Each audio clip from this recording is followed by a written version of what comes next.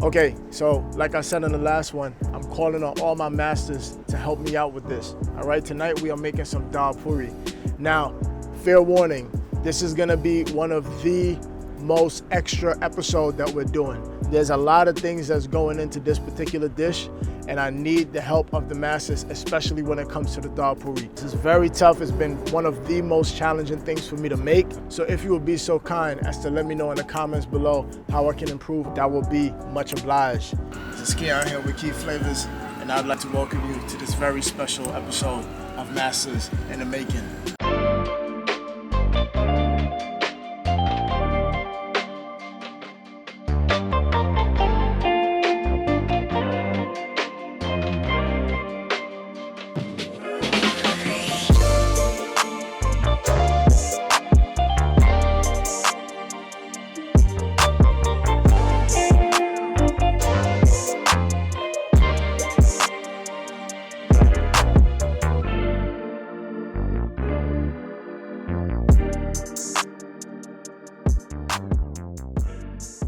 Okay, so the first thing that we have to prepare is our brine, because we're gonna pickle some vegetables.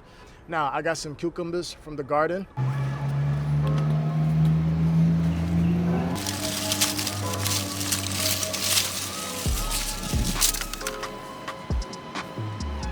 Right? And we also got some carrots from the garden.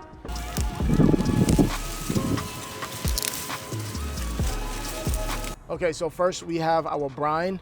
Right? This is about a cup of vinegar, 2 cups water. We have a little bit of cayenne pepper in here, 2 tablespoons of salt, 2 tablespoons of sugar.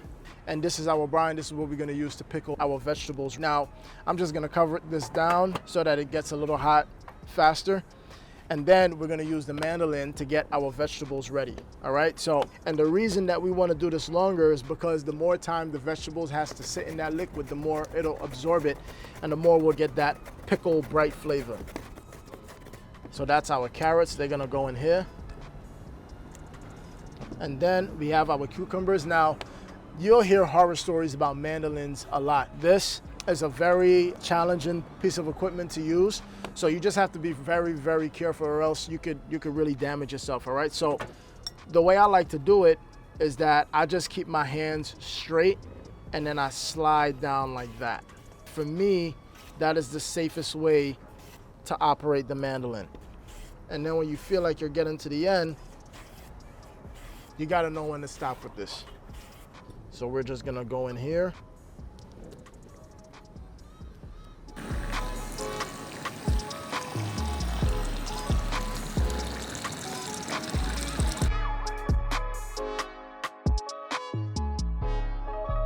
Okay, so now we're gonna work on our dough. I have 3 cups of flour in here. We're gonna go on with some baking powder, right? And I have all of the recipes in the description. I'm gonna go on with a little bit of yeast, some salt, and some brown sugar. And then we're gonna mix in all of our dries, get a whisk, make sure all of that is mixed in nice. And then we're gonna go in with about 2 cups of water. So we're gonna go on with a little bit of water at a time. Now, of course, you can go on with everything all at once, but for me, a little at a time is just a little bit more manageable. All right, so we're gonna go on with some more. Let's go on with a little bit more, right? And then we're gonna start kneading this. You're gonna knead this for about maybe 5 minutes. You're not gonna knead it the same way that you knead bread, all right? It's more of like a squeeze and push. When your hand gets a lot of that flour, just dust it with some more flour, rub it, get that off, and then you could go back in. I'm gonna go on with some more flour. And you wanna do this until your dough is nice and smooth. Okay, so now we're gonna put them into little balls, just like we did with the roti. So I'm gonna pinch, right? Put some flour, fold it in on itself.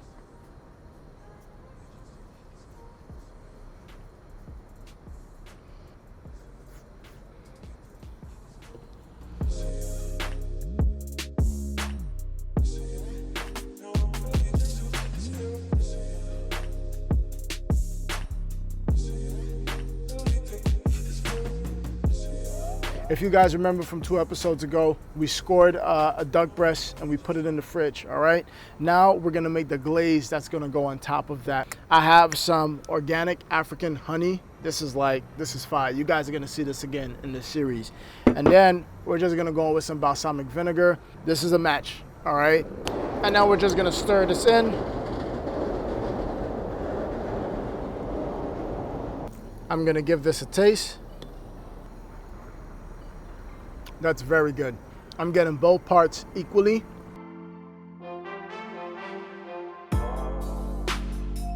The split pea is the #1 ingredient in Dhal Puri. It's the filling that goes inside.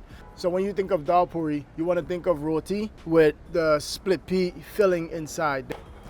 I'm just gonna strain this. And let me just show you guys that the texture that you want it to be when it's done boiling out, all right? You see when I can mash it like that and it comes out like that, this is when I know that it's soft enough. I'm gonna put that right there. And that's gonna be for our split pea puree. We're gonna dry these and we're gonna make some dal chips. And the remainder for our filling will go in here. Okay, so first we're gonna put all of our split pea, the one for the filling, into the food processor. Okay. Get it into a nice paste. That looks very nice, but there's still some hard grains in there, so I'm just gonna push them down. And let's scoop all of this out. As far as I have tried, the first couple times that I made this, I had it too grainy and I actually dried it out. And I think that was the reason why the puri wouldn't be perfect. It would dry out really fast. So I think that this will give me a better result. The only thing that I'm concerned about is that my food processor didn't pulverize it all the way down like I wanted to. So that does leave potential for some air pockets for it to not float the way that I want it to. But we're just gonna have to go with this and then hopefully it'll all work out. I'm gonna go in with onion powder, garlic powder. Then I'm gonna go in with some jeera and a little bit of that curry powder that we made. I'm gonna go in with some of our riri pepper. We're gonna go in with some salt. Mix this all together. Okay, so next we're gonna make our split pea puree. And for that, I'm gonna go into the blender. I'm gonna go in with some half and half, right? Not too much. Then we're gonna go in with some brown sugar, gram masala, some paprika.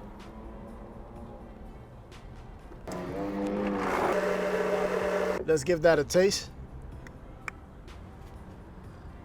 Good, it needs a little bit more salt. And we're gonna give it one final taste. It's nice and smooth and creamy, and I'm really getting that split pea. I'm getting all the different spices that I put in there, and the salt is perfect. Okay, so now I want this nice and hot on the plate. So I'm just gonna put this in here, and then we'll keep this on a nice low simmer.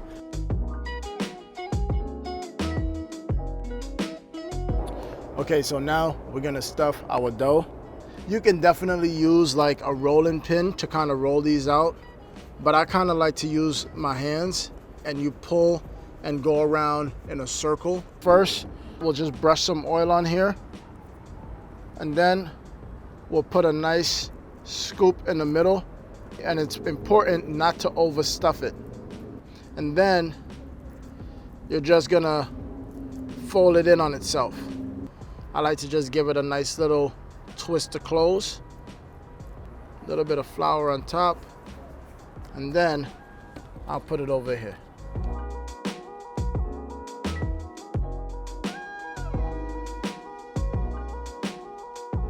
All right, so now we're gonna try to knock out 2 birds with 1 stone. Over here, I have the fryer going for my dal chips, right? And over here, we have a nice skillet for our duck. Now, This is the duck right here that we put in, right? It's only been a span of 2 days, and this is really gonna dry out the skin and cause that rendering process to go a lot smoother and get the skin even more crispier. When you go down in the pan, you don't need any oil because the duck itself, this is a lot of fat, and we just need to cut all of that down. First, I'm just gonna put some salt on top, and then we're gonna go down.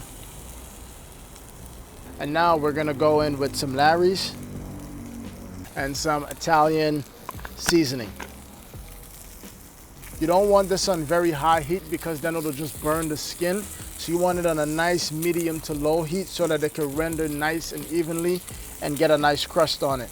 When we're doing these, the reason I like to just get them nice and tender in the boil and then dry them right before frying them is because you get a really nice crispy outside and a soft inside. Before these go in oil, obviously I want to get all of the water out of them as best I can. And then you want to go in like that.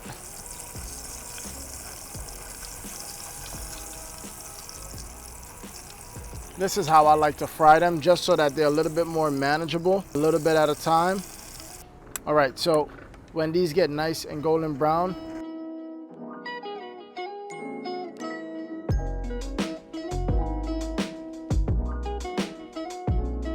our duck is it's done rendering. If you can see that, that's a nice crispy skin on there. So we're gonna put this in the oven to cook the rest of the way. And when you're making this, just cook to whatever your desired level of doneness is, and we'll go from there.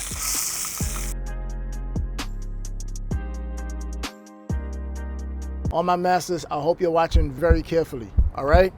So we got our dal stuffed dough. Now, if I can manage to roll this out with all of the contents staying inside, I've achieved it, I'm good. However, if I'm not, I need all the comments, I need all the emails, I need all the messages from all of you guys to please help me. Let's do this. Put a little bit of flour.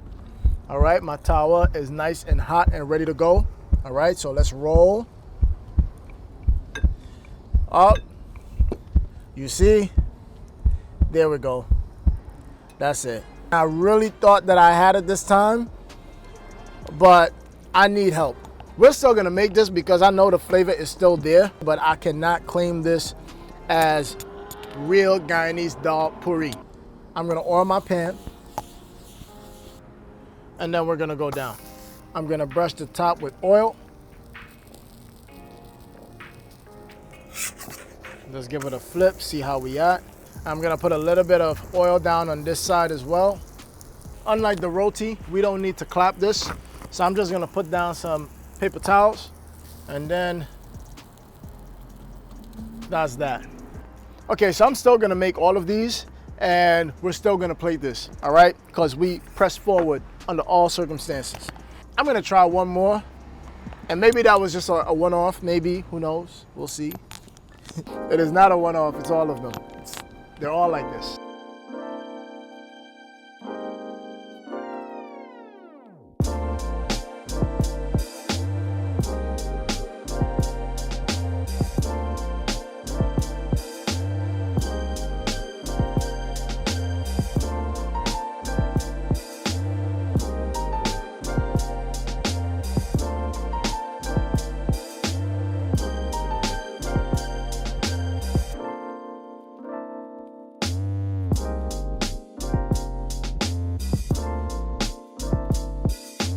So I want to thank you guys for tuning in to this very special episode of Masters in the Making.